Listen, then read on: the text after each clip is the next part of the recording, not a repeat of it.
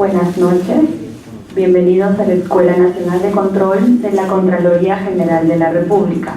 La conferencia de hoy, titulada Estado, Mercado y Sociedad Civil, retos y desafíos para el siglo XXI, abarcará los temas relacionados a la actividad organizada y voluntaria, la cual está siendo la gran innovación social a comienzos del siglo XXI.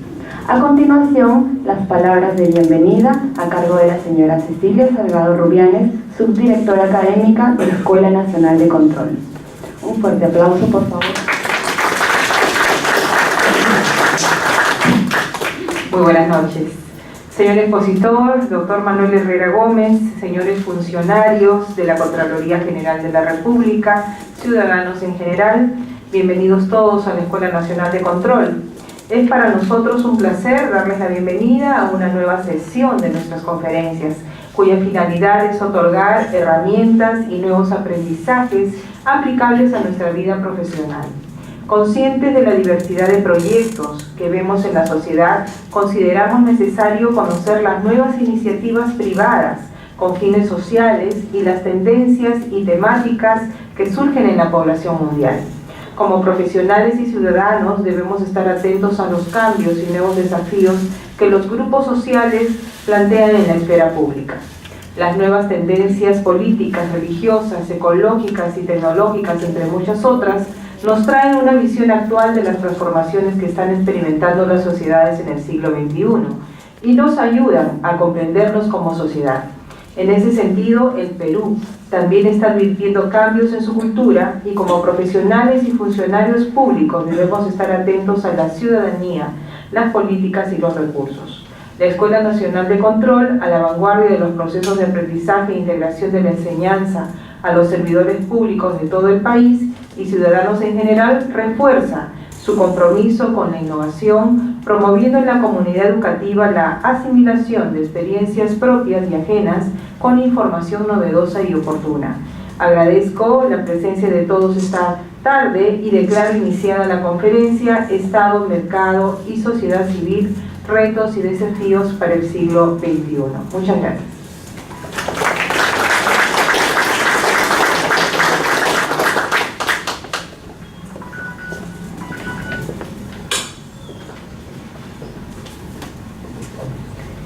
Vamos a iniciar la conferencia de hoy, titulada Estado, Mercado y Sociedad Civil, retos y desafíos para el siglo XXI, la cual está a cargo de Manuel Herrera Gómez, PhD en Ciencias Políticas y Sociología y licenciado en Geografía e Historia y Filosofía por la Universidad de Granada, catedrático de Sociología de la Universidad Internacional de La Rioja. Actualmente es director académico de Relaciones Internacionales y catedrático de Sociología de la Universidad Internacional de La Rioja. Ha impartido docencia y seminarios de investigación en diversas universidades, entre las que destacan San Diego, California, Harvard, Bolonia en Italia, Tecnológica Metropolitana de Chile, Antofagasta, Menéndez Pelayo, Universidad de las Américas en Ecuador, George Mason en Estados Unidos, Johns Hopkins University, Universidad de Antioquia en Colombia, Un Minuto sedes de Medellín, Bogotá, Cali y Buga en Colombia, y en algunas de ellas de forma regular con la participación activa en programas de doctorado. Llamamos al doctor Manuel Herrera Gómez para su conferencia.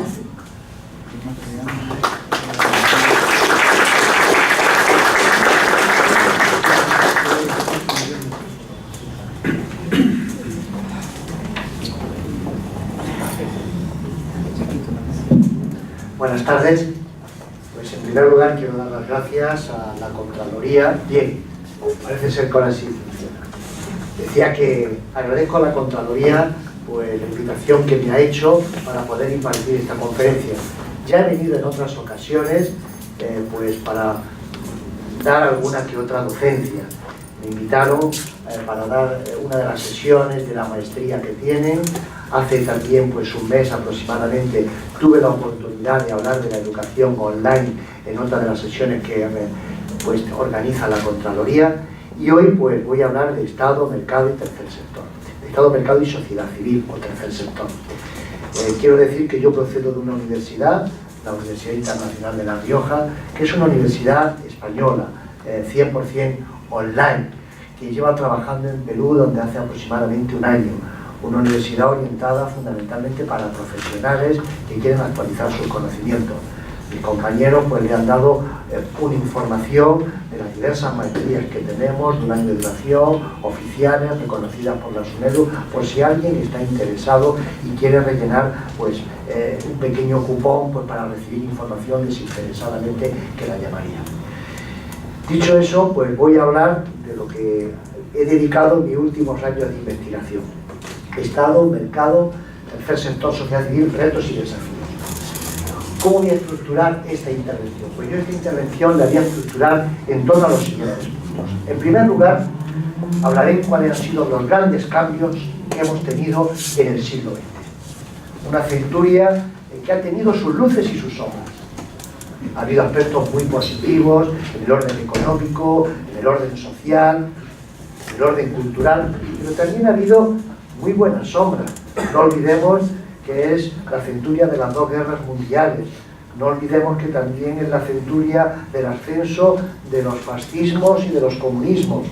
No olvidemos también que es la centuria de la guerra de Vietnam, la bomba atómica, Mular, porque parece ser que nunca se habla de lo que significó toda la represión soviética. Es decir, el siglo XX esconde sus luces y sus sombras.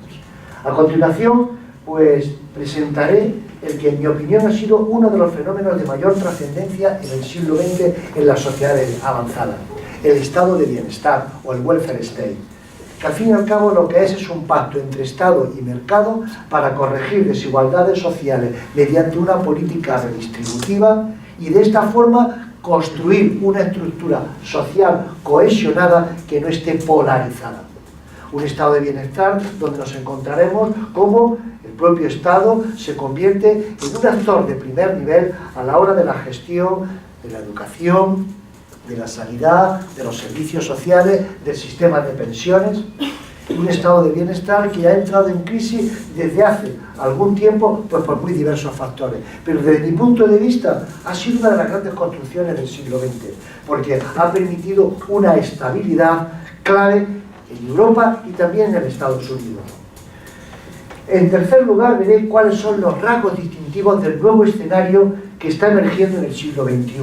Un nuevo escenario que no es solamente el de la revolución tecnológica 4.0, sino también una serie de profundas mutaciones en lo que son las relaciones de la vida cotidiana.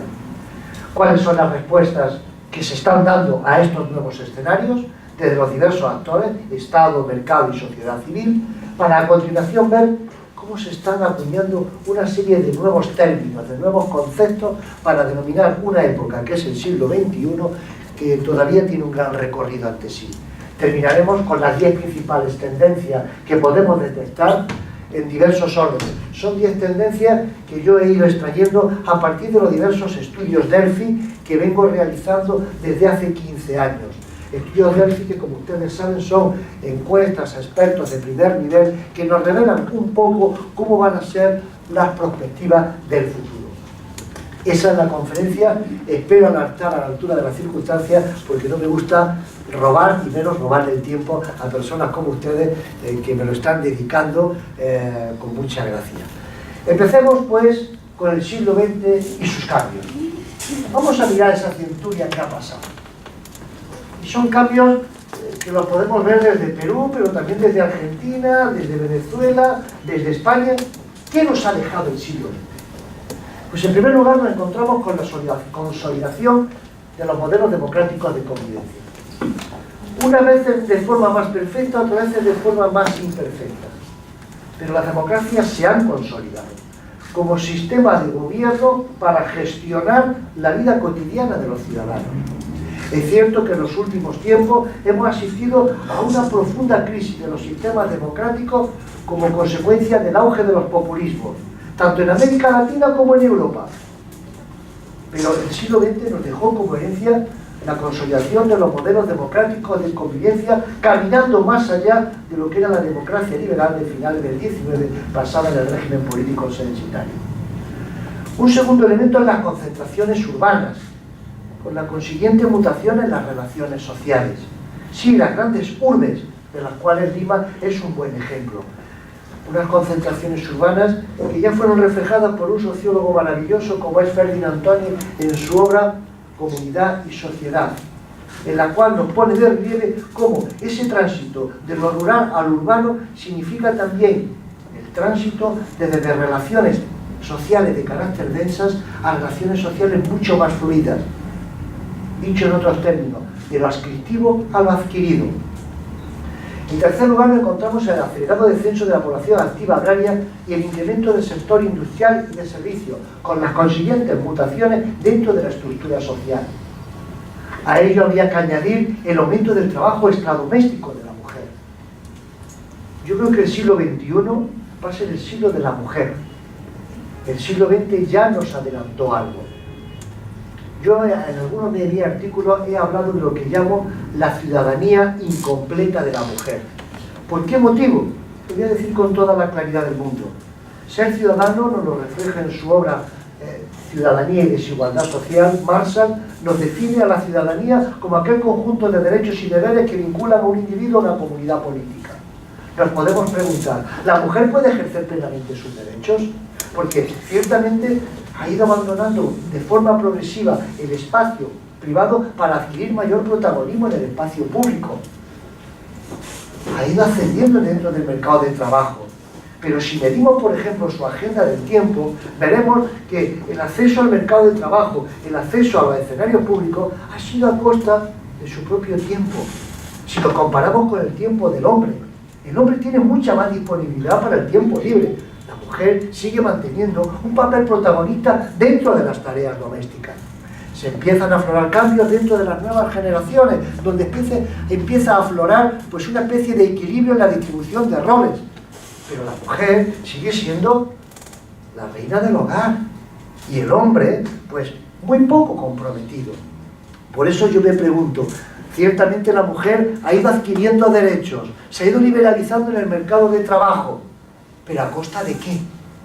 Incluso, vayamos aún más, no todos los escenarios son propios para la mujer. Aún queda mucho por recorrer. Pensar, pues, cuántas mujeres conocéis rectoras, cuántas mujeres conocéis, pues, primer ministro, cuántas mujeres, pues, conocéis que sean grandes dirigentes de empresas. Queda mucho camino por recorrer, pero creo que ya se ha ido apuntando esa liberación progresiva de la mujer, con también la consiguiente mutación en las relaciones familiares, que conllevan el tránsito desde familias extensas a lo que son familias nucleares. Hablamos también de la elevación de las tasas de escolarización de los dos sexos. En las sociedades como la española, el siglo XX se iniciaba con una tasa de analfabetismo de alrededor del 25%. Hoy el analfabetismo en España está prácticamente erradicado, pero afectando tanto al hombre como a la mujer. En Latinoamérica también se ha ido avanzando dentro de este terreno, aunque se siguen manteniendo unas tasas de analfabetismo bastante elevadas, que están a su vez aparejadas con unas importantes tasas de pobreza. Pobreza que oscila en América Latina en torno al 28% aproximadamente, acentuándose más en las zonas rurales, que llega casi al 46%. También nos encontramos con la secularización. ¿Qué significa esto? La pérdida progresiva de la Iglesia como institución en el espacio público. Quizás en América Latina se nota menos, pero en Europa sí se nota esa pérdida progresiva y el caminar hacia lo que se llama los fenómenos laicistas, que suponen el apartamiento progresivo del protagonismo de la Iglesia dentro de lo que es la esfera pública.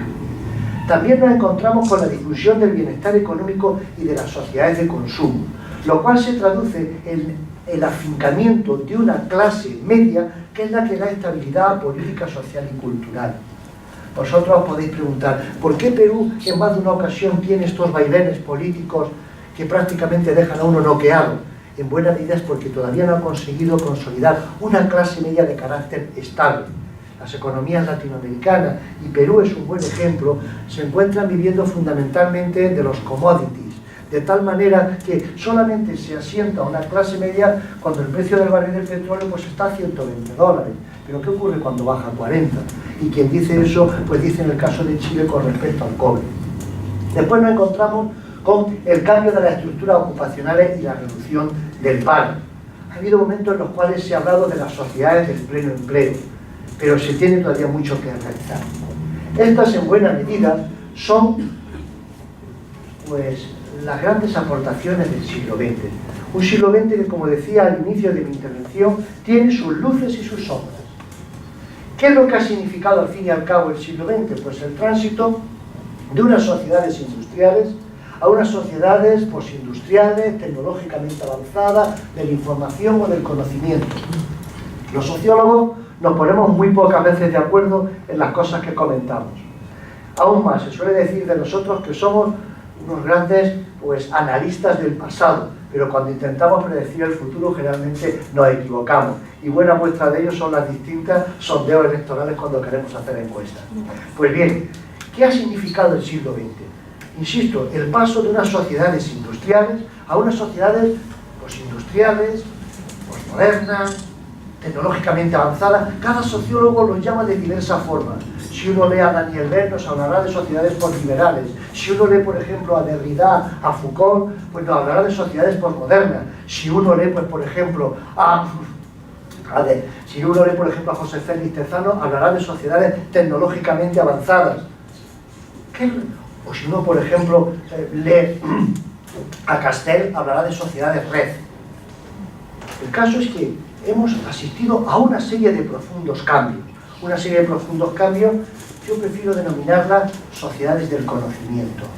Porque si tuviéramos que plantearnos dónde reside actualmente la riqueza de las naciones, si Adam Smith levantara la cabeza, pues nos diría que la riqueza de un país no está en los bienes inmuebles, sino está fundamentalmente en la formación de su capital humano. Sí, en la formación de su capital humano. De ahí la necesidad, en más de una ocasión, del desarrollo de una gran política pública que esté encaminada a la formación de ese capital, en unas sociedades que cambian radicalmente y en el que la formación se convierte en una pieza clave que hay que actualizar constantemente a lo largo de toda la vida. Uno de los principales riesgos que creo que se están produciendo en la sociedad del siglo XXI es la emergencia de nuevas desigualdades sociales como consecuencia de la brecha digital. Sí, la brecha digital, el poder acceder o no acceder a la información, que hará que personas que no tengan el acceso a la información queden totalmente postergadas y condenadas. ¿Cuál ha sido, y hasta aquí he terminado mi primer punto, pues el fenómeno de mayor trascendencia en esta aventura? El estado de bienestar. Que, bueno, podríamos definirlo sencilla y llanamente como un pacto entre Estado y mercado. El mercado que genera, pues genera riqueza, pero también desigualdades sociales. El Estado, ¿qué es lo que hace? Intervenir dentro del mercado para canalizar el conflicto y corregir esas desigualdades sociales. Pues bien, la gran aportación del siglo XX ha sido la construcción del estado de bienestar. Esa intervención del Estado dentro de la economía, dentro del mercado.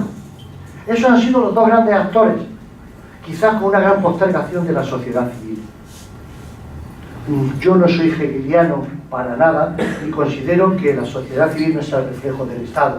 La sociedad civil es mucho más rica que el propio Estado. Aún más, soy un gran defensor del principio de subsidiariedad y considero que el Estado solamente tiene que intervenir cuando los ciudadanos en su libre asociarse no son capaces de satisfacer sus necesidades. Ahí es donde tiene que establecerse pues, prácticamente la intervención del Estado. No soy un liberal, pero sí considero que hay que tener una gran visión social. Pues bien, ¿qué supone el estado de bienestar? ¿Qué ha sido la gran construcción de Europa? En un primer lugar, un sistema universal de seguridad y protección social. El individuo, el ciudadano, no se encuentra desprotegido ante los avatares que le va produciendo la vida cotidiana, desde el desempleo hasta la enfermedad, o una mutilación, o una crisis económica. No, nos encontramos con un sistema de seguridad y de protección social con respecto al ciudadano. En segundo lugar, un sistema de garantía de recursos para quienes tienen dificultades de inserción o mantenimiento en el proceso productivo. Esto que en muchas ocasiones también se traduce en toda una política de formación para que las personas no queden excluidas. En tercer lugar, la provisión de un conjunto de servicios y equipamientos colectivos. Y en cuarto lugar, la gran estabilidad y la disolución del conflicto social tradicional, donde los sindicatos, pactando juntamente con el Estado, canalizan el conflicto y también con los empresarios. Pero insisto, el estado de bienestar es un pacto entre Estado y mercado. Un pacto entre Estado y mercado a través del desarrollo de políticas redistributivas. En muchas ocasiones, cuando hablo de este tema, me preguntan, dicen, pero bueno, ¿usted es defensor del socialismo? Yo no soy defensor del socialismo.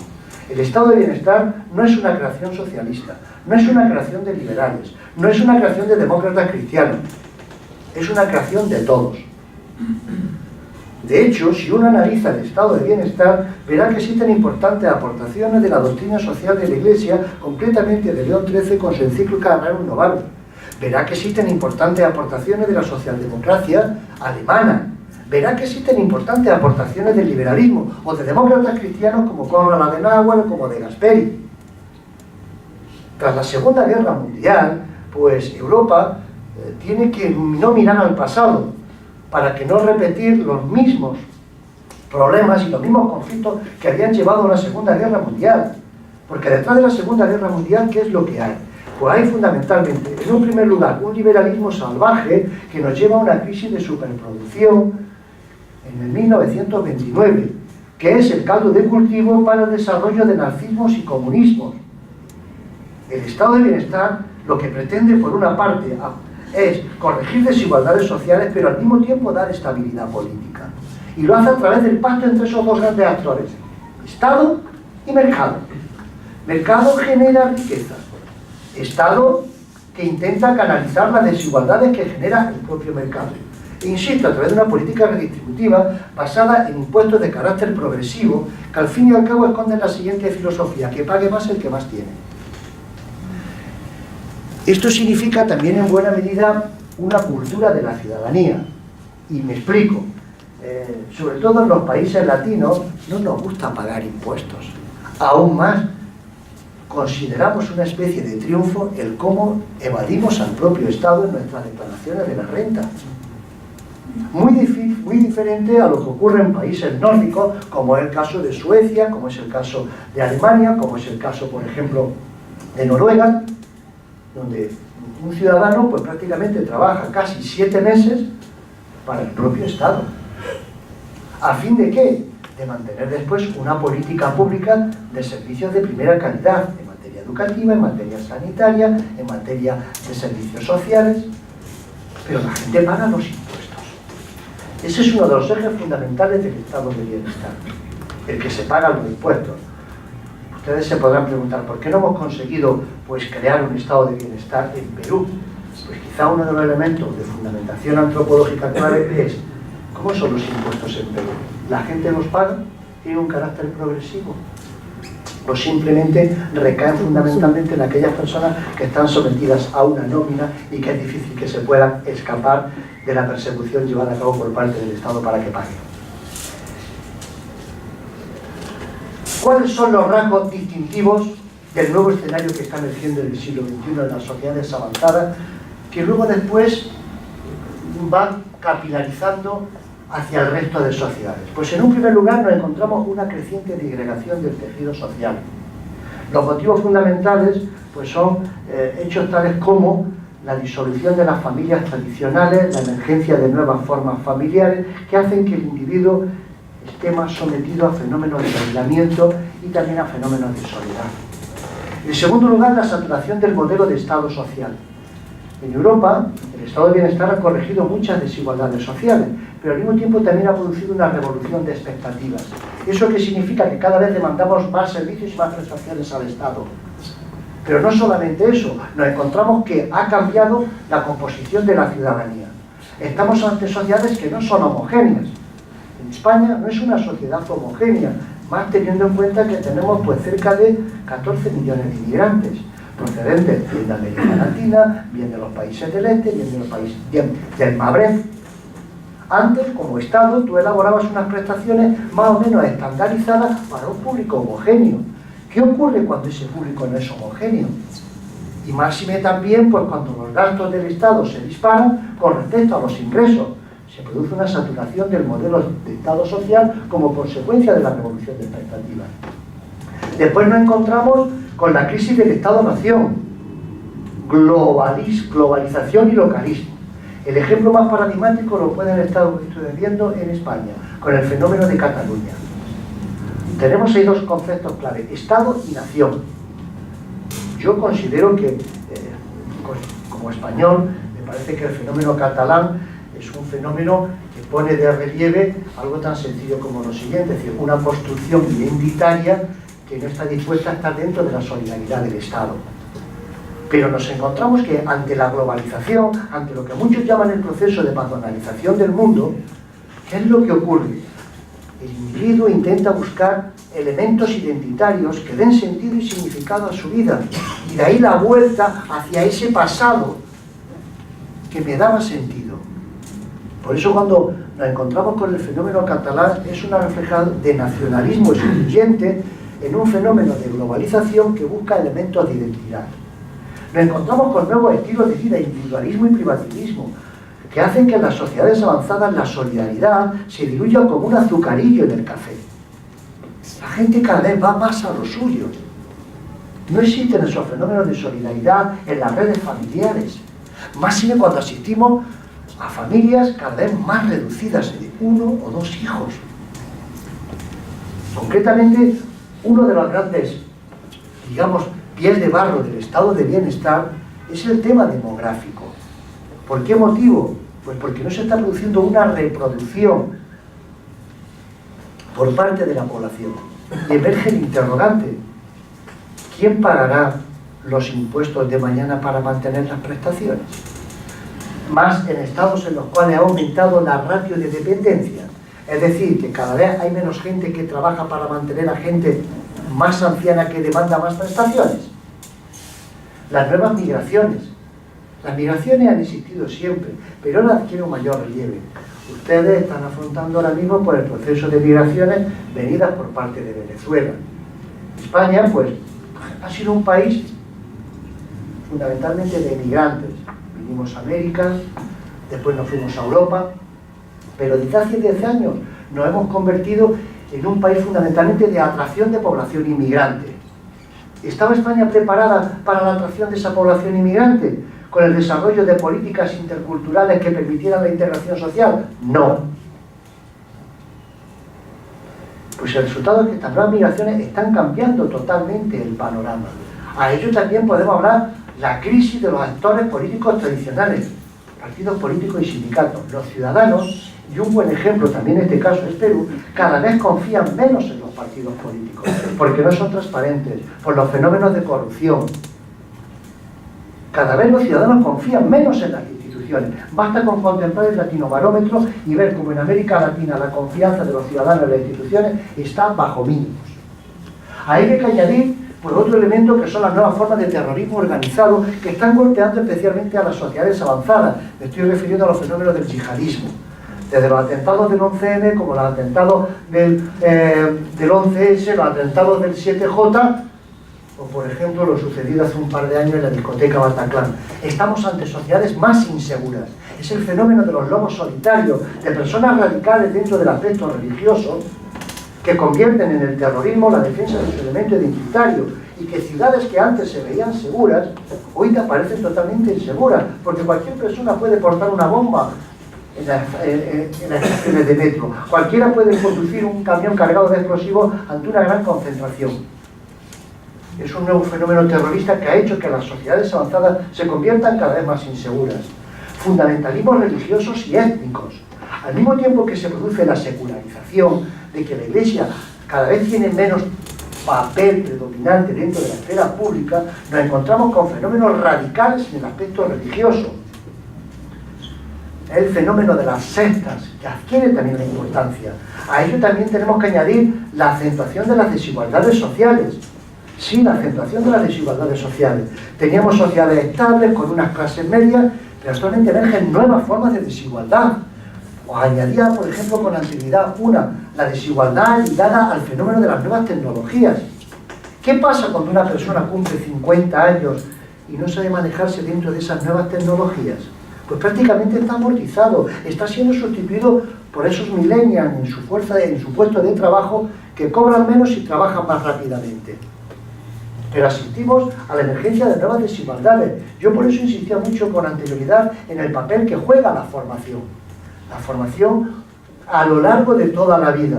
Y permítanme, por eso en mi universidad, la Universidad Internacional de La Rioja, el perfil de mis alumnos no es el alumno de 18 o 24 años, son alumnos como ustedes. que en un momento determinado quieren hacer una maestría, porque no pudieron hacerla en otro momento, que tienen que conciliar vida laboral y vida familiar, que resulta que quieren ascender dentro de su puesto de trabajo, pero no lo puede hacer bajo la forma presencial. Sinceramente, el que acceda o no acceda a la formación, al día de hoy se va a convertir en un elemento discriminante que acentuará las desigualdades sociales. A ello tenemos que añadir también la solicitud de humanización de los distintos ámbitos de vida y de trabajo. Aparecen lo que son los derechos de la vida cotidiana. Ya no, hemos pasado de la época de los derechos civiles, los derechos políticos, los derechos sociales. Ahora hablamos de los derechos de la vida cotidiana, que hay que reconocer. Estos son los rasgos distintivos del nuevo escenario. Un nuevo escenario que es totalmente diferente y ante el cual nos faltan conceptos, teorías con las cuales poder explicarlo. Hubo un momento en el cual nos valía el marxismo, hablando pues, de esas desigualdades generadas como consecuencia de la posición que tienen los individuos con respecto a los medios de producción, ricos y pobres, que se traduce en la lucha de clases. Hubo épocas en las cuales utilizábamos las teorías funcionalistas. La posición de los individuos está en función de lo que aportan a la sociedad. Hubo épocas en las cuales nos valió la teoría de la elección racional. Somos actores que perseguimos objetivos y eliminamos cada uno de los obstáculos que se nos ponen delante de nosotros. Pero hoy, al día de hoy, las teorías con las cuales explicamos todos estos cambios han fracasado. Esos dos grandes actores de la modernidad, que eran Estado y mercado, han entrado en una profunda crisis, que no lo interpreto en sentido negativo. Yo cuando utilizo el concepto crisis, lo utilizo en el concepto crisis alemán, que significa transformación, mutación. Estado y mercado están cambiando radicalmente. De hecho, hoy cuando hablamos de estado de bienestar, hablamos de welfare mix, que es un nuevo pacto entre Estado y mercado y con un nuevo protagonismo de la sociedad civil, a lo que denominamos tercer sector, que es esa amplia galaxia organizativa compuesta por entidades no lucrativas con clara finalidad social. Pues bien, ¿qué respuestas podemos dar a los nuevos escenarios y sus desafíos? La persona, la sociedad y el Estado, ¿un triángulo para qué? Es necesario al día de hoy, tanto en las sociedades avanzadas como en las sociedades en vías de desarrollo, uno, construir un ambiente gobernable a escala humana. El gran reto que nos vamos a encontrar en este siglo XXI es la fragmentación entre lo humano y lo técnico, donde hay que reconducir lo técnico a lo humano. Ese va a ser nuestro gran desafío ético. En segundo lugar, garantizar el acceso de los derechos e intereses legítimos difundidos por parte de las comunidades. Una cosa es que tú tengas derecho, que aparece muy bien reflejado en las distintas cartas constitucionales. El papel lo aguanta todo. Ahora bien, ¿podemos ejercer esos derechos? ¿Es posible ejercerlos? Nos encontramos reequilibrar los desniveles territoriales, desigualdades entre las regiones. Y lo pueden comprobar ustedes en Perú, cómo existe una gran desigualdad entre las regiones. No es lo mismo Arequipa que Tacna. Podemos hablar también de gestionar la ciudadanía en relación con las diversas pertenencias comunitarias. Nosotros adquirimos nuestra identidad dentro de la comunidad a la que pertenecemos. Ahora bien, lo que no podemos es hacer que prioricen los derechos de las comunidades por encima de los derechos de la persona. Después, administrar los riesgos sociales y elaborar una cultura de los derechos de la vida ciudadana, de la vida cotidiana. Por eso, cuando nos hablamos del siglo XXI, tanto en las sociedades avanzadas como en las sociedades en vías de desarrollo, yo considero que hay que utilizar una serie de nuevos términos. ¿Cuáles son esos nuevos términos para denominar a estas sociedades? En un primer lugar nos encontramos la incertidumbre y el riesgo. Sí, la incertidumbre y el riesgo. Motivo, pensemos por ejemplo en el mundo laboral. Uno ya no tiene el mismo puesto de trabajo cuando termina su carrera o su formación a lo largo de toda la vida. Al contrario, cada vez se impone más en que uno tiene que reciclarse constantemente y que va a pasar pues, por distintos puestos de trabajo. Unas veces mejores y otras veces peores. Pero aquello de el mismo trabajo para toda la vida, pues permíteme que se lo diga que no.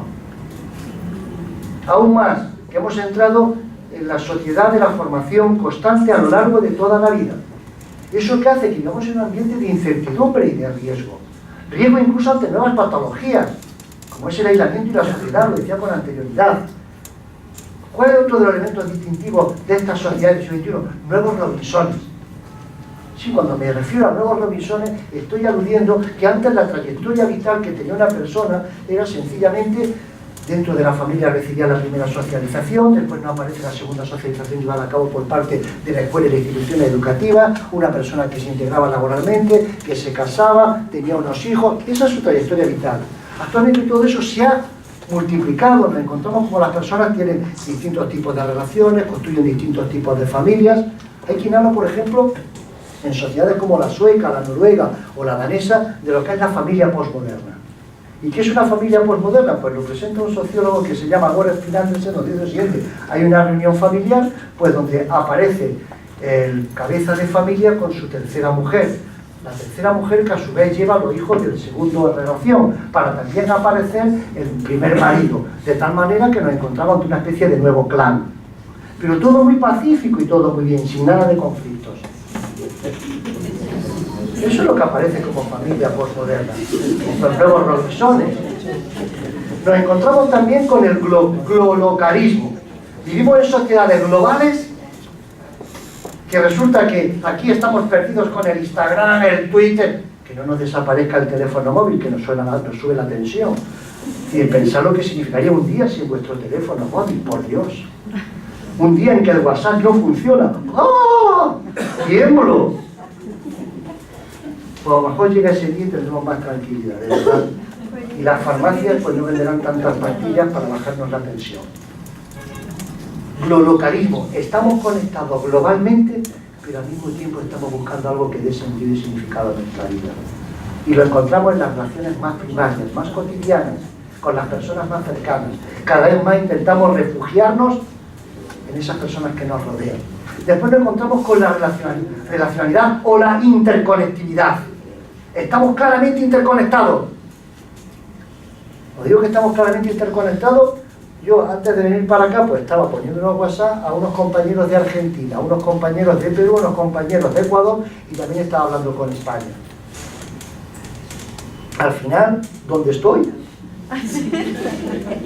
Yo, como le digo en una ocasión a mi jefe, yo tengo tarifa plana, duermo cuando me dé trasueño y porque paso 20 días al mes, generalmente pues entre Perú, entre Colombia, entre Ecuador, en Argentina, en España. Dice, pero tú cuando duermes, tarifa plana, cuando me da el sueño, pues me pongo a dormir. Cuando no, pues intento mantenerme.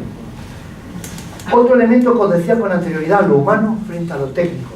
El desarrollo de la inteligencia artificial está haciendo que el ser humano y su participación en diversos procesos productivos esté retrocediendo. Cada vez más es el papel de las máquinas. Aquí pues, podemos tomar varias actitudes. Lo mismo pasó con la máquina de vapor. Si ustedes leen los clásicos de la sociología, como puede ser Emil Durkheim, una obra maravillosa es El suicidio, o por ejemplo leen a Max Weber, Economía y Sociedad, o leen a Marx, cuando aparece la máquina de vapor, pues prácticamente todos los sociólogos pusieron el grito en el cielo: por favor, van a acabar con los trabajos. Al final la máquina de vapor supuso la revolución industrial con todas las modificaciones y consecuencias. Hoy, pues todo el fenómeno del Big Data, todo el fenómeno de la inteligencia artificial, del Visual Analytics, etcétera, etcétera, está haciendo pues prácticamente que el ser humano esté retrocediendo progresivamente, hasta tal punto que nos podemos preguntar, bueno, ¿soy verdaderamente libre? ¿O es tal ya el análisis que hacen sobre mi persona que prácticamente con un porcentaje de error de un más o menos 1% predice mi comportamiento? Claro, porque al fin y al cabo cada uno de los presentes de aquí que somos, pues producto de las estructuras en las que estamos insertados, producto de las relaciones en las cuales nos desenvolvemos. Pues lo humano frente a lo técnico da la sensación de que vivimos una especie de gran Matrix, no sé si habéis visto esa película, en la cual no sabemos si la realidad virtual tiene más importancia que la propia realidad en la cual estamos insertados. Y ahí hay que añadir la transnacionalidad. Sí, aquí podemos decir, bueno, el Perú, me encanta mi bandera roja y blanca, yo español, mi bandera roja y gualda. Pero cada vez el peso de los estados-nación es menor y mayor es el peso de las entidades supranacionales que van adquiriendo y robando competencias a los propios estados. Digamos que esos son los términos para la nueva época. Llego así a lo que va a ser las conclusiones de esta conferencia, porque tampoco se trata de tenerle ustedes hasta mañana a las 10 de la mañana aquí. Muchas ocasiones digo, bueno, pues habrá que ir terminando que esta familia tendrá que cenar. Bien, dicho eso, ¿cuáles son las principales tendencias que se sacan para esta sociedad del siglo XXI, tanto en la sociedad avanzada como en la sociedad en vías de desarrollo? Yo digo, estas tendencias, usted pregunta, ¿y dónde se las ha sacado? ¿Usted es que es mago y una bolita mágica? No, Yo hago los estudios Delphi, os voy a preguntar de dónde salieron. ¿Sabéis? ¿Conocéis la técnica Delphi? ¿Alguien la conoce? Es una técnica que utilizamos los sociólogos para un poco hacer estudios de prospectiva. Intentar responder cómo va a ser el futuro. Pues los estudios Delphi, que es una técnica de investigación, nace de las carreras de caballos. ¿Qué tiene que ver las carreras de caballos aquí? Pues sí, en las carreras de caballos, pues siempre se preguntaba a varios especialistas ¿qué caballo es el que va a ganar? Y entonces nos encontramos, hombre, que si los especialistas eran conocedores, etcétera, etcétera, se ponían de acuerdo y acertaban en un porcentaje de 8 sobre 10. En un momento determinado, pues esto se pasa al campo de las ciencias sociales. ¿Por qué no hacemos unas encuestas a especialistas que trabajan sobre la realidad social para que nos diseñen cuáles creen que van a ser los escenarios en un periodo de 5, de 10, de 15 años en función de los conocimientos que tienen? Una vez que se hacen esas entrevistas en profundidad a los especialistas, vamos viendo los puntos en común para a partir de ahí ver cómo existen conexiones para esos escenarios futuros. Pues bien, a partir de esas técnicas Delphi, que esto no es que se haga una noche y ya me vale para siempre, no, tienen que hacer un estudio longitudinal a lo largo del tiempo. Es un histórico que nosotros, con mi equipo de investigación, venimos haciéndolo hace 15 años. ¿Qué piensan los especialistas para el futuro? ¿Van a adivinar? ¿Usted se va a casar con esta chica rubia maravillosa? No. Pero sí, a lo mejor podemos ver cómo está cambiando el ideal de belleza, podemos ver cómo está cambiando la moda, a partir de esa tendencia. Pues bien, ¿cuáles son las principales tendencias? En el orden político, la crisis de la clase política tradicional, la aparición de nuevas formas de protesta y nuevas formas de organización de intereses. Caen los partidos políticos tradicionales, asistimos a lo que son los nuevos movimientos sociales. Y en buena medida, ¿por qué? Porque son actores que se han quedado anquilosados, actores en los cuales los individuos no se sienten reflejados. Los individuos se sienten más reflejados en otro tipo de instituciones. Aún más, pensar, por ejemplo, que tiene más importancia un tuit de Trump que lo que pueda decir el diario Correo. Y hace que me cambie la opinión. Pues en el ambiente político que nos encontramos, la crisis radical de los actores políticos tradicionales. Y si no preguntaron, ¿cuántos partidos políticos tradicionales quedan en Perú? ¿Cuántas nuevas formas de organización política han empezado a emerger? ¿Motivo por qué? Yo creo que queda el AFRA y poco más. Después nos encontramos en el orden económico, el declive de USA y de Europa y el reinado de nuevas potencias. Brasil ha tenido los pies de barro y ha tenido sobre todo una crisis de corrupción política espectacular. Odebrecht, que ha salpicado a toda América Latina, se llevó por delante a Brasil. Todo el mundo puso su esperanza en Lula da Silva y después vino lo que vino. Pero sí estamos asistiendo a cómo empieza a perder importancia USA y Europa y empieza la aparición del reinado de nuevas potencias, del sudeste asiático, el caso de China, que son las que empiezan a marcar un poco hacia dónde camina la guerra, hacia dónde camina la economía mundial. Y buena muestra de ello es lo que está haciendo Trump, una política nacionalista de cerrar fronteras y ponerle un rechazo total al Tratado de Libre Comercio. En el orden internacional, el fin del dominio americano y la emergencia de nuevos actores, de la imposición al pacto. Ya aquella época de guerra de Vietnam, guerra de Corea, pocas dictaduras en América Latina, considero que América Latina es mi patio de atrás, donde yo... Eso ha desaparecido. No quiere decir que la CIA no siga teniendo influencia o que Estados Unidos no siga marcando las directrices de carácter económico, pero ha tenido que cambiar radicalmente de mantener una política de imposición y de guerra constante a tener que llegar al pacto. Hoy aparecía en el periódico en España un titular, uno de los periódicos de centro izquierda, que decía: Trump se estuvo planteando la invasión de Venezuela. Bueno, sí, Trump a lo mejor está intentando recuperar a Ronald Reagan cuando intervino en Granada, pero se está cambiando el orden internacional con respecto a la política. En materia religiosa, ¿qué está aconteciendo? Pues religión a la carta, los nuevos fundamentalismos. Vamos a ver, igual que los ciudadanos no se están reflejados en sus instituciones políticas, también se está produciendo un alejamiento del individuo con respecto a la institución eclesiástica. Eso no significa que el individuo deje de ser religioso, no, sencillamente que el individuo sigue siendo religioso, sigue creyendo en Dios, pero no cree en la institución. Quizá, pues fenómenos de pedrastas que han aparecido, fenómenos de corrupción también han afectado. Pero la Iglesia empieza a perder importancia en las sociedades avanzadas, como decía con anterioridad, escenario público. Pero junto a eso empiezan a aparecer nuevos fundamentalismos, nuevos radicalismos religiosos. Otra tendencia en materia cultural, el relativismo de los valores micro y blandos. Todo vale. Hubo una época en la cual creíamos que existía la verdad, que era la adecuación entre pensamiento y realidad. Así lo definía Tomás de Aquino en la Suma Teológica. Hoy todo vale, tu verdad, mi verdad, vayamos juntos a buscarla, la tuya guárdatela, dice el poeta. Todo vale, ¿por qué lo tuyo es más importante? A lo sumo acariciamos certezas. ¿Cuáles son los valores fundamentales? Yo pongo, por ejemplo, el caso. En este aspecto creo que estamos retrocediendo bastante. A mí, por ejemplo, yo estoy totalmente en contra, pues, del burka, porque considero que es una degradación de la mujer. Pero también me llega otro y me dice, oye, si es un elemento cultural, ¿vale? También hay culturas en las cuales, cuando se tenían que condenar, pues, el adulterio, que siempre lo hacía la mujer, el hombre la desollaba y se hacía un abrigo, como manifestación de posesión. ¿Dónde están los derechos humanos? Bueno, pero como es cultural, esto es como dicen, ¿se respetan los derechos humanos en China? Es que nosotros tenemos otra interpretación, tenemos otra cultura. Pues bien, asistimos al relativismo más absoluto, como forma de imposición en lo que es en materia cultural. En materia social, ¿qué nos encontramos? El desafío de la integración de las sociedades plurales y nuevas formas familiares. Las sociedades ya no son homogéneas, se hacen cada vez más plurales. Plurales en el aspecto religioso, plurales en el aspecto político, plurales en el aspecto económico, plurales en el aspecto étnico, en buena medida ligado por las nuevas migraciones. España es un país en el cual actúa como cabeza de puente y puerta de América y puerta de África.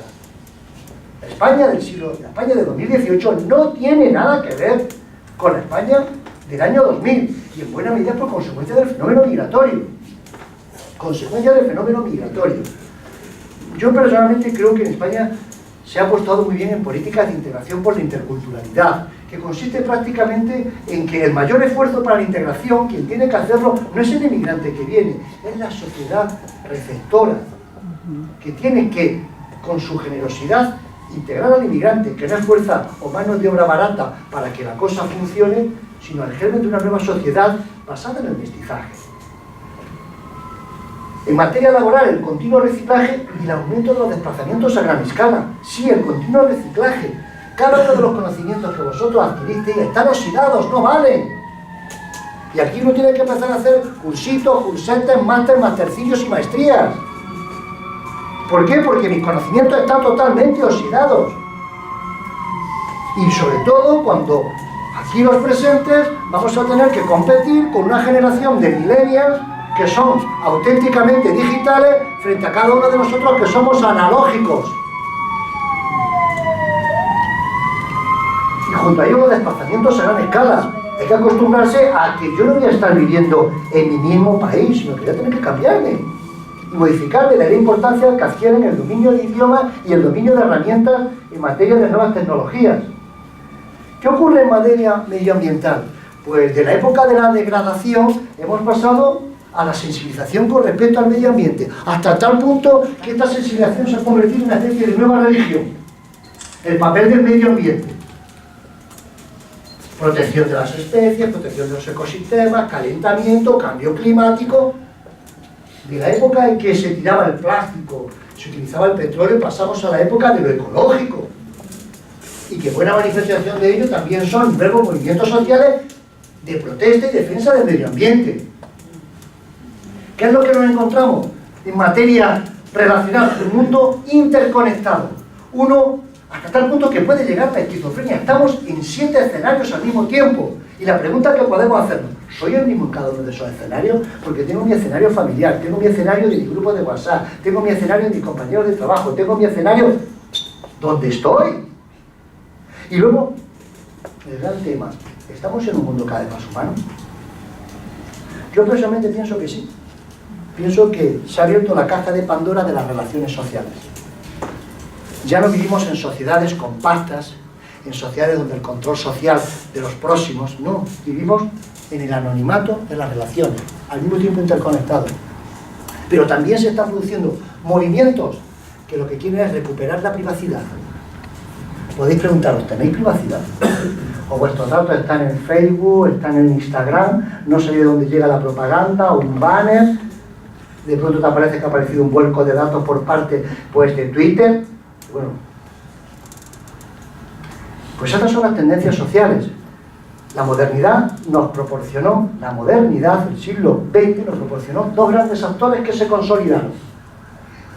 El Estado, con todas sus normativas, el mercado en la producción de riqueza. Ambos llegaron a un pacto que fue el estado de bienestar, que ha dado una época de gran prosperidad, hasta que se han producido pues unos cambios dentro del ambiente que han llevado a la crisis de estos propios. La sociedad civil es la que tiene la solución y sus manifestaciones se vienen a través de los nuevos movimientos sociales. En materia política encontramos con los populismos, en materia medioambiental nos encontramos con el movimiento ecológico, en materia cultural nos encontramos con diversos nuevos comportamientos. Yo creo que el siglo XXI que se nos abre es un siglo con sus luces y con sus sombras como el siglo XX. Un siglo en el cual el gran dilema es la fragmentación entre lo humano y lo técnico. Un siglo en el cual el gran interrogante a resolver es: ¿somos más humanos o resulta que nos estamos degradando porque damos una prioridad a lo técnico? Muchísimas gracias.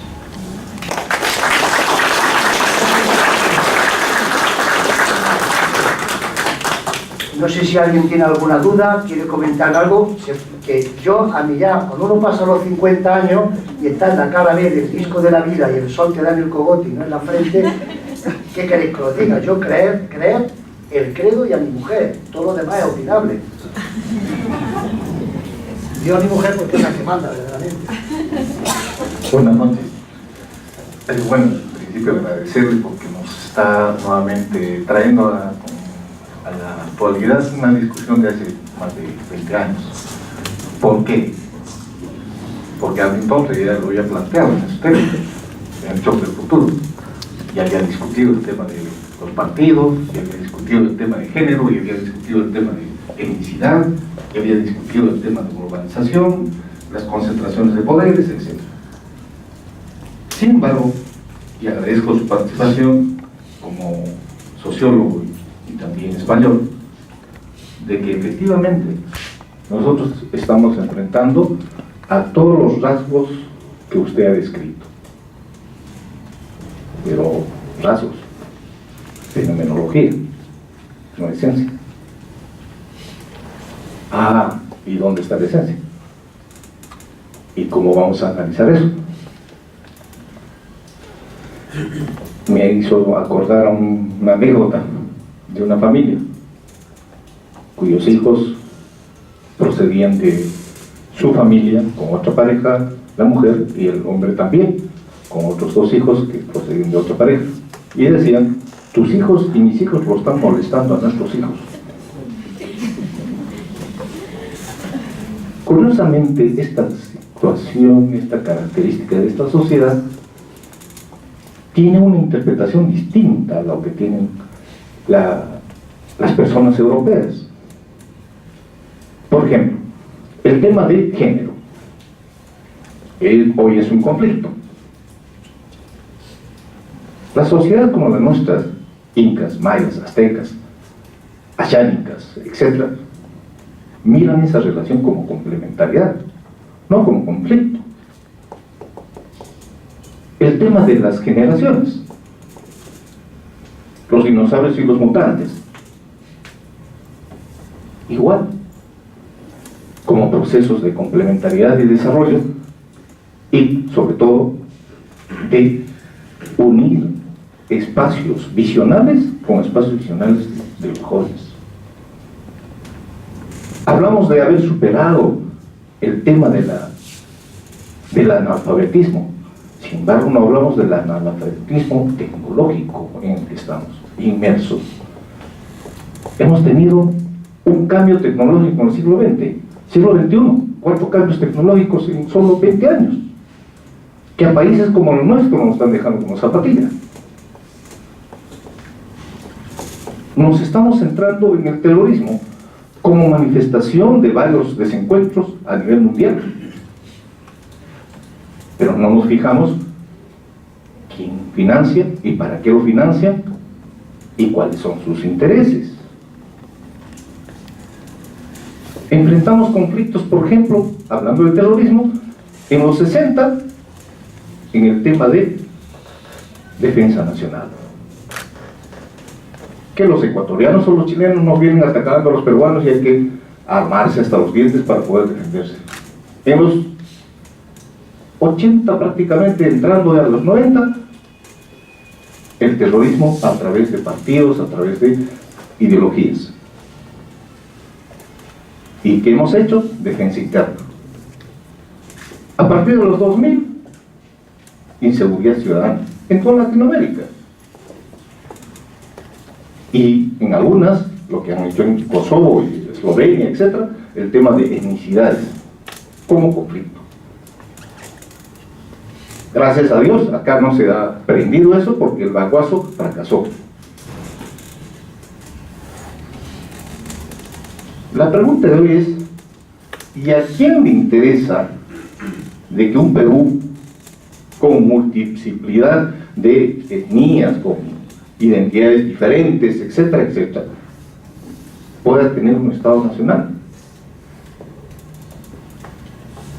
¿Acaso no es cierto de que, a pesar de las diferencias,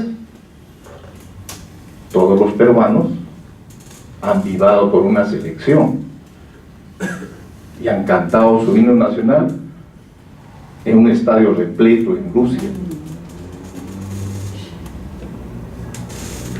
A veces las ciencias sociales se ha caracterizado por describir los síntomas, describir las características de las crisis, pero se ha tardado demasiado en dar respuestas y soluciones al respecto. Un tema más. Hace poco hemos presenciado el caos de nuestros gobiernos. ¿Qué ha pasado? PPK ha tenido que dimitir a su mandato por el tema de Lavallato. Hemos ajusticiado, estamos ajusticiando a muchos presidentes por hace 15 años o 10 años. Y la pregunta que me hago, ¿y quién preguntó qué se ha firmado en el acuerdo entre PPK y la China? ¿Alguien publicó? ¿Habló la prensa? ¿Los congresistas intervinieron? ¿Y qué puntos se firmaron? Y pasado algunos meses, Bachelet llega y también firma lo mismo. Y se sube al carro Evo Morales. La pregunta es, ¿y quién ha preguntado qué cosa hemos firmado? Una complacencia social interesada.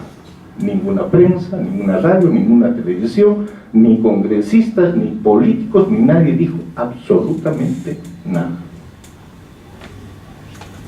¿Qué se negoció? Está en la penumbra. Entonces, cuando planteamos la necesidad de cambiar, con todos los rasgos descritos, es porque necesitamos más que nunca construir ese Estado nacional. Obviamente, los Estados nacionales es una visión, no es algo descrito ya, es una construcción progresiva y se viene a realizar en la medida en que la gente se va acrecentando en su visión, si no es imposible construirlo. Pero mientras haya divergencias y diferencias étnicas, generacionales, al mismo tiempo del tipo de género, etc., va a ser muy difícil construir eso. Yo quisiera también agradecerle por esto, agradecerle por esto porque nos da la oportunidad de graficarnos un poco más sobre lo que ya se está discutiendo. Yo le voy a hacer una pequeña, puedo estar de acuerdo con usted o no puedo estar de acuerdo. No estoy en la mayor parte de las cuestiones de acuerdo, pero hay una gran diferencia. Yo he intentado hablar como sociólogo, hay un sociólogo que se llama Max Weber. Max Weber decía que en la sociología no tiene la función de la política.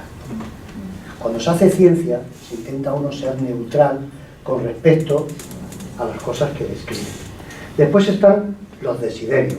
Si yo hubiese venido a dar una conferencia de ética o una conferencia de soluciones políticas, hubiese hecho otra cosa. La sociología como ciencia intenta acercarse neutralmente y evitar los juicios de valor. Entiendo que usted tiene una serie de juicios de valor que puedo compartir o no puedo compartir, pero son juicios de valor. Una cosa es ser sociólogo y otra cosa es ser ciudadano. Aunque hay gente que dice que la sociología tiene que estar para cambiar el mundo. Yo no pienso eso. Yo pienso que la sociología tiene que estar para describir la realidad, hacer diagnósticos. Después, lo que es bueno, lo que es malo, lo que es mejor, lo que es peor, corresponde a la ética, a la religión y a la política. Esa es la gran diferencia entre el planteamiento que usted me da y el que yo he intentado hacer. Yo he intentado hacerlo desde los estudios empíricos que se llevan a cabo, pues usted me está dando opiniones muy claras, que puedo compartir o no puedo compartir. Es una cuestión sencillamente de matices, pero es lo que diferencia la ciencia de las opiniones. ¿Una pregunta más? Buenas noches, don Manuel. Gracias por su ponencia, muy interesante. Bueno, le quería hacer una consulta, ¿no? Usted comentó sobre que lo más importante de este siglo XXI es la formación del capital humano, ¿no? Y bueno, yo difiero un poco de ello y quería comentarle porque como peruano yo veo que las nuevas generaciones ya mismo pues se enfocan más en las formas que en fondo, ¿no? Añorando modelos extranjeros, viendo tecnicismos, ¿no? Escuché muchas veces en política que dicen los técnicos se alquilan, ¿no? Pero las ideas son las que pienso yo mueven un país. Y como otrora, décadas atrás, gobiernos, pues, por citar alguno del arquitecto Fernando Belaúnde Terry, con proyectos para poder tener una zona industrializada en Lima y a unas cuadras las grandes unidades vecinales, ¿no? Que lamentablemente solo se llegó a construir una, la unidad número 3, y las demás no llegaron a concluirse. Se tomó un poco la mirada de lo que funcionó en Europa, básicamente con este tema del brutalismo en Europa del Este, ¿no? De mini ciudades dentro de la ciudad, diseñar Lima, ordenar Lima, y esto aplicarlo en las regiones también. Como usted comentó, cada región es diferente, Arequipa es diferente a Tacna, Puno. Entonces, mi pregunta era si usted no cree que no solo basta con el tema de tecnicismo, sino también de industrializar al país, ¿no? Como el señor que intervino, yo creo que hay intereses externos que no les convenía que el Perú, ya en la década de los 80, sea un país desarrollado, que pueda competir de tú a tú con Brasil.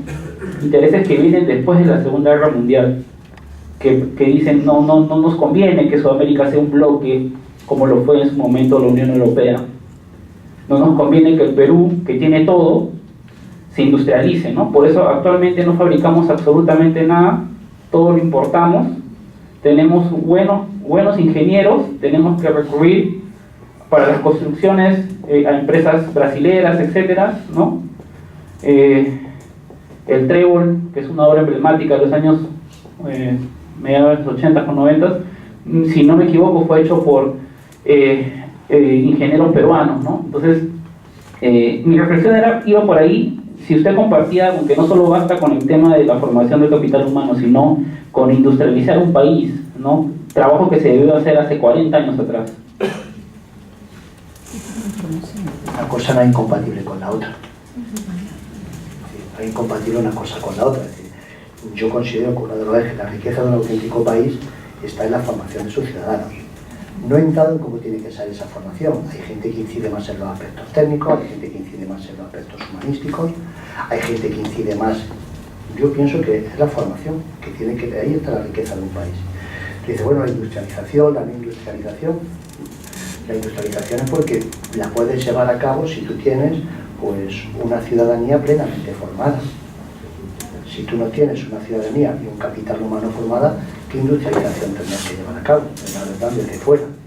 Después me planteas el tema de América Latina. Yo te voy a poner un ejemplo. América Latina es el continente más segmentado, donde es imposible llevar a cabo una labor conjunta. Dice, desde fuera, pues nos han impedido que seamos como la Unión Europea. Yo te voy a decir una cosa, por ejemplo. La Unión Europea no somos ejemplo de muchísimas cosas, pero sí somos ejemplo de algunas. Una de ellas, por ejemplo, un pequeño detalle que en América Latina, y mira que me la recorro 20 días más hasta que mi mujer me diga 20 ya para acá, pero mira que te diga el asunto siguiente. En Europa se ha construido lo que es el espacio europeo de enseñanza superior. ¿Qué significa eso? Pues significa que el estudiante español puede continuar su carrera en Italia, acabar en Francia y acabar trabajando en Alemania. ¿Por qué? Porque fíjate qué detalle tan sencillo. La titulación española es válida en Francia, en Alemania, en Italia. Hemos hecho una cosa que era el Plan Bolonia, nos pusimos todos los estados de acuerdo para que las carreras tuvieran la misma estructura. Periodos de 4 años y maestrías de 1 año.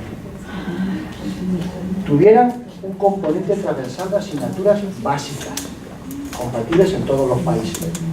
¿Eso qué hace? Un título español pues es válido en 57 países de la Unión Europea. En América Latina es que no es válido un título de Argentina, no es válido en Perú, pero es que el título de Perú no es válido en Colombia. Es que nos ponéis de acuerdo pues para crear ese espacio, que haya movilidad de estudiantes. ¿Eso qué es lo que hace? Pues se ha perdido el tren. Las universidades, no existe riqueza de conexión entre ellas. Las universidades peruanas, que son universidades cerradas en sí mismas, donde tienes como mucho, la que más doctores tiene, 40%. Pero motivo, ¿cuántos de esos han salido al extranjero para formarse? Bueno, perdóname que lo diga así de claro, por si razón, porque es manifestación de que después llega la agenda de Cartagena de Indias, ¿y dónde aparece el tema de educación? Entonces, no le echemos la culpa a los de fuera, puede ser también en muchos elementos. En los sociólogos hay una cosa que llamamos que es la variable dependiente y la variable independiente. Entonces, si yo tuviera que ver una casuística de por qué en América Latina no tenéis una moneda única, algunos han apostado por el dólar, aquí tenéis el sol, pero también puede utilizar el dólar y también puede utilizar el euro, incluso hay sitios, a mí me llama la atención, un billetito está manchado, ya no lo aceptamos. Pero esto es de locura. Pero es que me voy a Paraguay y entonces ahí tengo el guaraní que resulta que no lo quieres cambiar porque pierdes... ¿No tenéis moneda única? No hay una institución. La OEA, ¿qué papel desempeña? Entonces, Europa ha hecho muchas cosas mal, pero la Unión Europea, que está en crisis, como todo proyecto, pues tiene que remodelarse. En materia educativa ha sido maravillosa.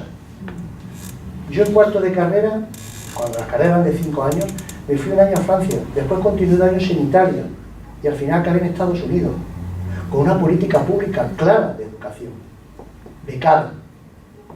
Preguntaros cuánto del presupuesto de este país se dedica a educación y cómo está invertido.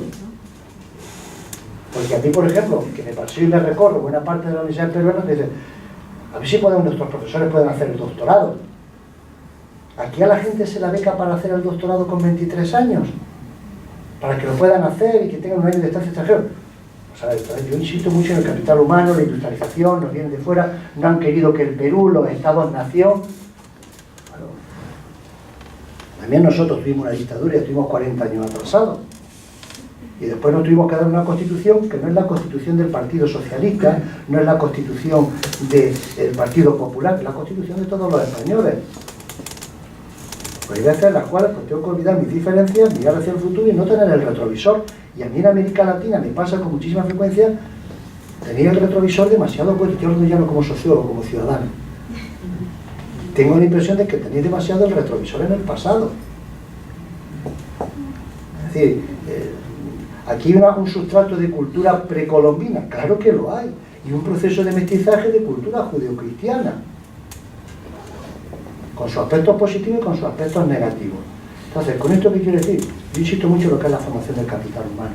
¿Por qué? Porque considero que es el eje fundamental en cuanto a que el capital humano puede llevarlo a otros procesos. Si no, pues estoy colonizado, me viene a ver a lo otro. Sencillamente. Y en ese aspecto América Latina tiene por delante mucho para ser un continente donde la unidad hace la fuerza.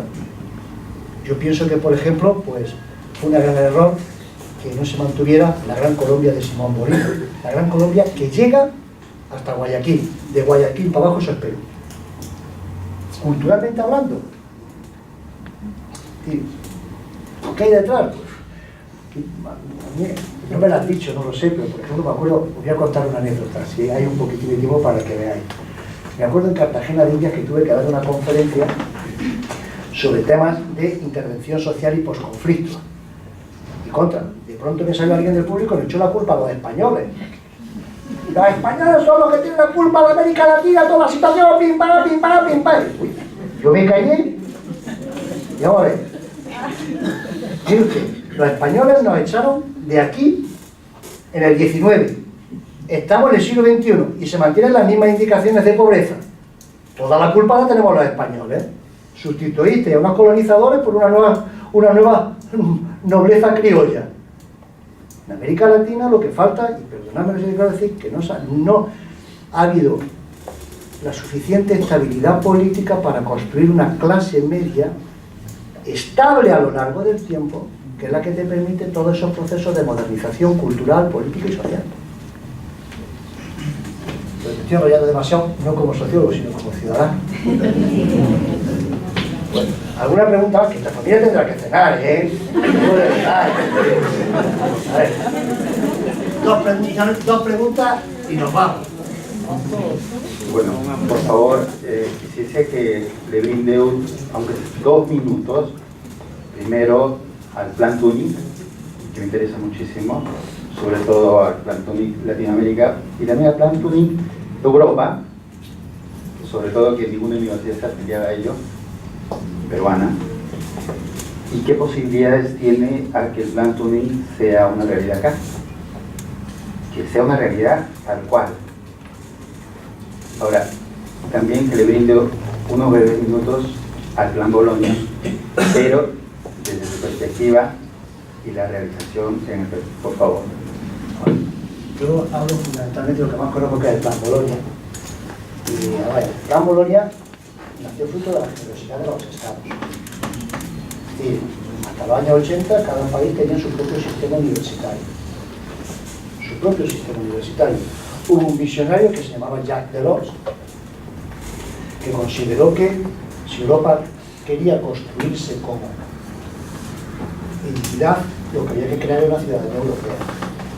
Y ahí fue clave todo lo que fue el proyecto Erasmus, que estudiantes de diversos países pudieran ir a hacer sus estudios por otros países. ¿Sabéis la maravilla que sería pues que colombianos vinieran a estudiar a Perú, Perú fueran a estudiar a Argentina, argentinos fueran a estudiar a Chile? Así es como se construye ciudadanía latinoamericana, que es algo más que bailar la cumbia o tomar pico sour. Es cuando se sientan en esa base. Entonces, para construir Plan Tuning, Plan Bolonia, toda esa serie de planes, digamos que al fin y al cabo, tampoco hay que verlo solamente en el sentido economicista, de crear pues, personas humanas competitivas con formación. Yo pienso que las formaciones también te engrandecen como persona. Pero para todo eso se necesita la generosidad de los estados. Yo no voy a hablar mal del Perú, al contrario, vengo todos los meses y estoy enamorado del Perú. Igual que puedo tener mis críticas con respecto a la sociedad española, pero por ejemplo, para construir todo esto que le falta al Perú y que le falta a América Latina, falta en primer lugar desarrollar pues, instituciones de evaluación que realmente hagan evaluación en el campo universitario. Y que las instituciones que son evaluadas acepten que sean evaluadas y los cambios que tienen que hacer. Y en este aspecto también Perú varía mucho.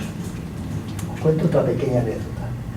El sistema universitario peruano ha puesto que los profesores tienen que tener maestría antes del año 2020, me parece, etc. Tiene que llegar un 30%. ¿Cuál es el reto del peruano? Y llevo ya viniendo por aquí, pues el reto del peruano es, seguro que cuando llega el 2020 hay una moratoria. ¿Para qué vamos a hacer la maestría? En Ecuador han cerrado universidades y han puesto a profesores en la calle, 16 universidades. Resultado, hoy tienes al 80% del profesorado universitario ecuatoriano haciendo maestría. Hay una gran diferencia, ¿eh? ¿Qué supone eso en elevar la calidad de formación de las universidades? Algo espectacular. Entonces, Pero estoy poniendo siempre decir, yo no tengo la piedra filosofal ni soluciones. Creo que, por ejemplo, el Plan Bolonia, tampoco se trata de extrapolar el Plan Bolonia a América Latina, que tiene su identidad, tiene sus características, etcétera, etcétera. Y luego están las políticas de educación regionales.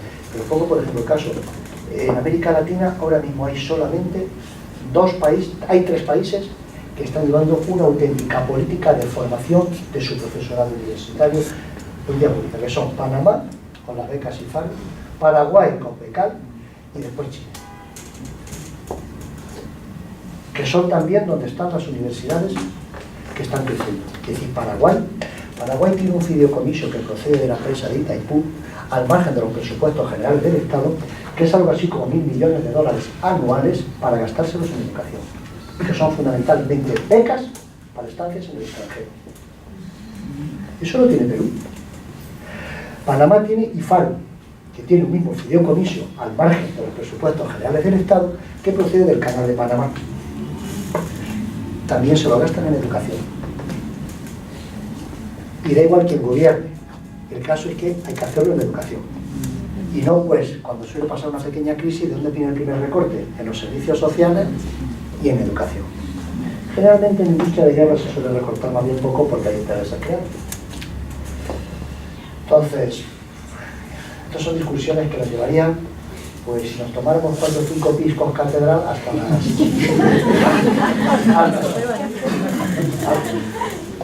Una última pregunta y esta familia se va a cenar. Bueno, tengo un comentario respecto a... Creo que es un reto para todos los peruanos, y no solo los peruanos, sino muchas partes del mundo, no tener que llegar, digamos, es respecto a la pregunta anterior, no tener que llevar a ciertos niveles de destrucción como una guerra masiva entre muchos países, o sea, no tener que esperar hasta ese momento, pensar en largo plazo, y bueno, ya con eso es como un reto no llegar a esos niveles, digamos, de problemática para recién, digamos, unirnos, hacer un grupo común entre varios países. Y, bueno, y otra cosa que quería decirles respecto a la... que tú dijiste que crees que el mundo es cada vez más humano. Yo pienso que no, el mundo no es cada vez más humano porque veo que la gente cada vez se separa más, como hay familias más pequeñas y cada uno piensa solo en sí mismo y como que pierde la empatía por otras personas. No solo, digamos, en el problema del racismo o otros problemas que se dan no solo puede ser en Perú, como algunos que tienen rechazo a los venezolanos, en Europa, en Estados Unidos. Mi pregunta es, ¿qué crees tú que significa ser humano? Me preguntas muchas cosas y intentar ser breve. Primera cosa para responder, yo creo que uno de los elementos, tenemos que ponernos todos de acuerdo. Hombre, yo creo que cuando ha habido grandes guerras y grandes destrucciones, quien ha fallado en primer lugar ha sido la clase política dirigente. Y a lo mejor resulta que no tenemos la clase política dirigente, no digo Perú, España o Argentina, sino que falta, pues eso, una clase política dirigente con visión de futuro y que tenga proyectos. Y cuando hemos llegado a conflictos ha sido porque no ha habido clases dirigentes, clases políticas que hayan sabido canalizar el conflicto. Hay una gran diferencia entre Konrad Adenauer y Adolf Hitler. Hay una gran diferencia entre Fernando Belaúnde, no quiero poner ningún otro presidente. ¿Me explico o no? Eso en primer lugar. Después, en segundo lugar, en muchas ocasiones tenemos una especie de romanticismo trasnochado. Nos olvidamos, por ejemplo, que la mujer, pues no hace más de 50 años, no podía escoger marido, sino que se le imponía. Nos olvidamos, pues, por ejemplo, la estigmatización que significaba para una mujer hace 70 años ser madre soltera. Así que a veces tenemos una especie de romanticismo con respecto al pasado diciendo cualquier tiempo pasado fue mejor. Yo creo que el ser humano y las sociedades humanas tienen luces y sombras. Yo soy un enamorado de mi tiempo, que tiene sus luces y sus sombras. Es que ahora somos más individualistas. Bueno, también tienes más posibilidades de elección. Tienes más posibilidades de elección y el abanico de posibilidades tuyas es mucho más amplio que el que tuvo tu padre. Incluso tus posibilidades de relacionamiento son mayores que las que tuvo tu abuelo. Y en ese aspecto hay un filósofo, varias opiniones al respecto. En primer lugar, hay una cosa que dice un filósofo como Schopenhauer, que es que no se piensa lo mismo en un palacio que en una choza. En segundo lugar, nuestra felicidad va encaminada hacia nuestro lenguaje, aparejada a nuestro lenguaje y a nuestra interpretación de la realidad. Tu padre era feliz con lo que tenía y tu abuelo era feliz con lo que tenía, y tú eres feliz con lo que tienes porque se te han abierto nuevas posibilidades. Lo humano es positivo y es negativo, pero eso es cuestión de la ética. Yo creo que actualmente lo que ha abierto las sociedades con las nuevas tecnologías es las posibilidades de elegir, nuevas posibilidades. Ahora bien, el saber escoger ya entra dentro de otra dimensión, pero tú tienes más posibilidades de escoger que tuvo tu tatarabuelo.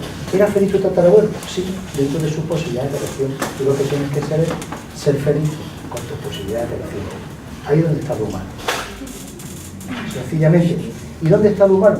Hay un denominador común para todas las épocas.